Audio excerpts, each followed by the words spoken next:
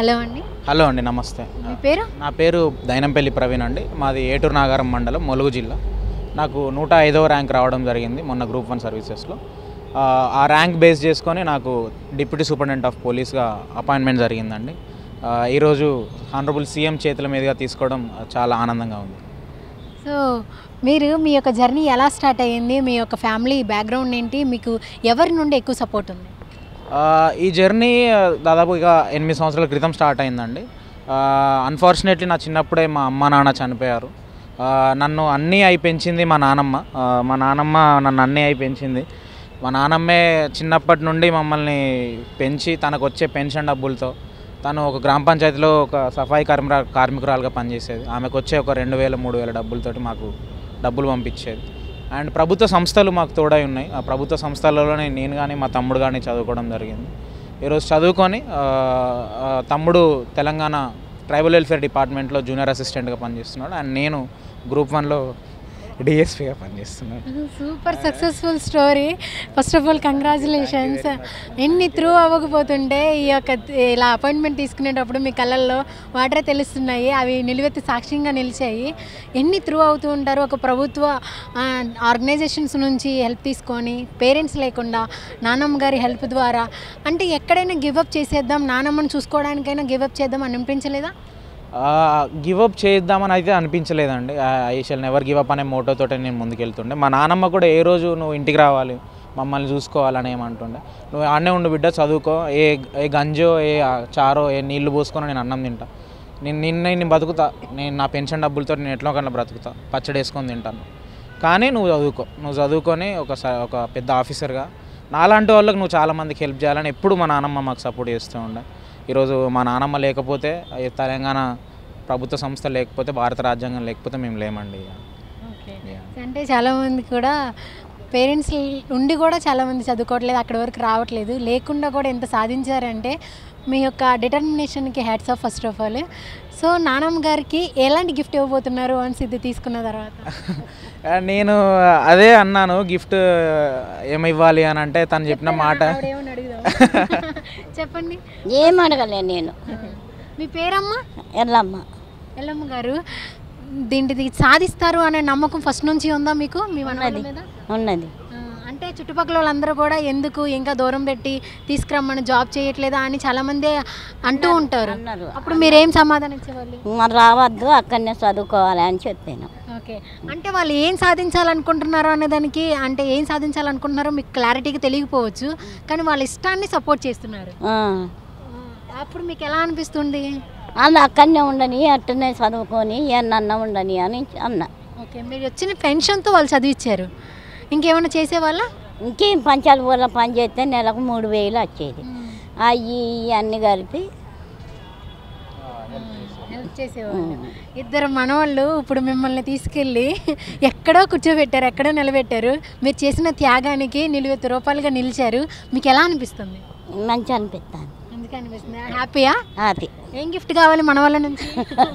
వాళ్ళు ఏది ఇచ్చినా తీసుకుంటా. పట్టు చీర కావాలా? ఏది ఇచ్చినా తీసుకుంటా. ఏం ఇచ్చినా తీసుకుంటారా? ఓకే. మీరైతే సంతోషంగా ఉన్నారు? సంతోషం. Okay, super. అయితే తను ఒకసారి అడిగింది, నేనే అడిగాను ఏం కావాలమ్మా దీని తర్వాత అని అంటే, ఆమె చెప్పిన ఒక మంచి మాట ఏంటంటే, నాలాంటి పేదవాళ్ళు కానీ, షీఈ్ ఎ హ్యాండిక్యాప్డ్ ఉమెన్, నాలాంటి వాళ్ళు నీ దగ్గరికి వచ్చినప్పుడు ఎప్పుడైనా వాళ్ళను మంచిగా చూసుకొని చేతనైనంత హెల్ప్ చేయనే చెప్తూ ఉండేమని. ఏ రోజు ఏ మెటీరియల్ థింగ్స్ అడగలేదు. బికాజ్ ఇట్లాంటి ఉమెన్ ఉండి ఇంటి దగ్గర ఉండి నువ్వు ఏదైనా పని చేసి నాకు డబ్బులు పంపి అనే వాళ్ళు చాలామంది ఉంటారు. బట్ నాకు చాలా ఎంకరేజింగ్గా, సపోర్టివ్గా ఉండేవాళ్ళు. So I'm grateful for her. Thanks అండి. We're also grateful for her.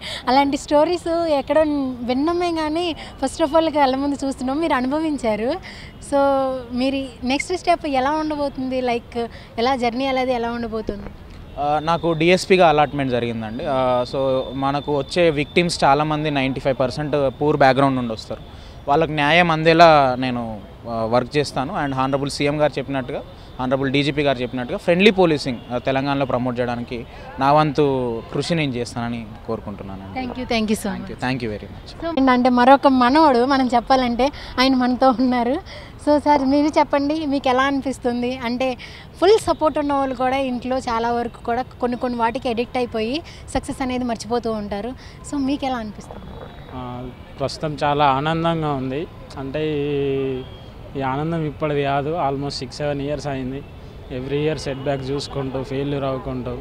అన్నయ్య కూడా 2 సార్లు ఇంటర్వ్యూకి వెళ్ళాడు యూపీఎస్సీ, అక్కడ ఫెయిల్ అయ్యి మళ్ళీ రిటర్న్ వచ్చి మళ్ళీ తెలంగాణ గ్రూప్ 1 రాసి మళ్ళీ ఈ కోర్టు కేసులు ఇవన్నీ ఈరోజు ఇక్కడ అపాయింట్మెంట్ ఆర్డర్ సీఎం గారి చేతిలో తీసుకోవడం చాలా ఆనందంగా ఉంది.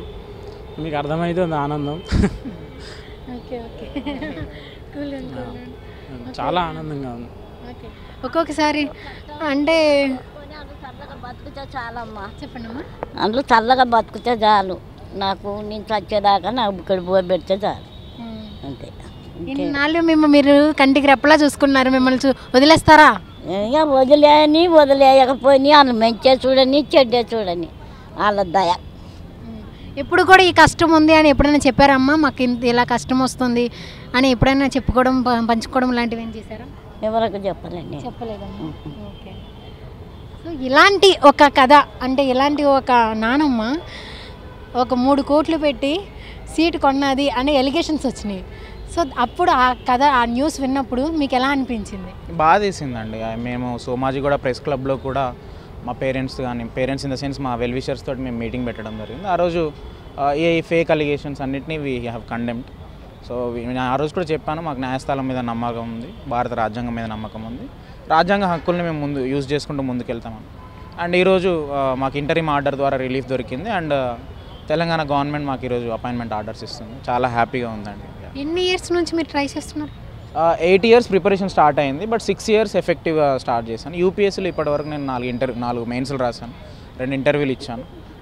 బట్ 2 సార్లు ర్యాంక్ రాకపోవడం చాలా బాధాకరం. అండ్ ఈరోజు డీజీపీఎస్సీలో గ్రూప్ 1 రావడం చాలా హ్యాపీగా ఉంది.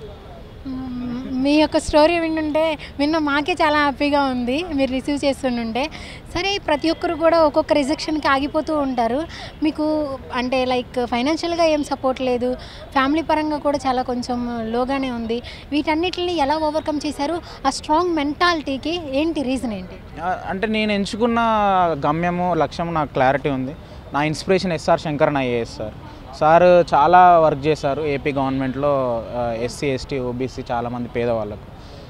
ఆయన ఇన్స్పిరేషన్గా తీసుకొని నేను చదవడం జరిగింది. నాకు ఈ ప్రయాణంలో నా కష్టాలన్నిటికీ ప్రభుత్వ సంస్థలు, ప్రభుత్వం నాకు తోడుగా ఉంది. So I'm a product of constitution of India and government. So ఈ state I request Telangana youth also, Telangana SC ST BC study circles ఉన్నాయి, మీకు ఫ్రీగా అక్కడ కోచింగ్ ఇవ్వడం జరుగుతుంది. మీరు అక్కడికి వచ్చి నార్మల్ పర్సన్ లాగా వచ్చి మీరు ఒక ఆఫీసర్ లాగా బయటకు వెళ్ళొచ్చు. ఈరోజు 30 మంది సెలెక్ట్ అయ్యారు తెలంగాణ ఎస్సీ స్టడీ సర్కిల్ నుండి. 30 మంది చాలా పేద కుటుంబాల నుండి వచ్చిన వాళ్ళు 30 మంది సెలెక్ట్ అయ్యారు. సో ఇట్లాంటి పేద పిల్లలు ఎంతోమంది అట్లాంటి సదుపాయాలు యూజ్ చేసుకొని మీరు ముందుకు పోవాలని కోరుకుంటున్నాను. థ్యాంక్ యూ సో మచ్ అండి. Thank you so much. అంటే ప్రతి ఒక్క సక్సెస్కి ఒక సాక్రిఫైస్ ఉంటుంది, మీరు చేసిన సాక్రిఫైస్ ఏంటి?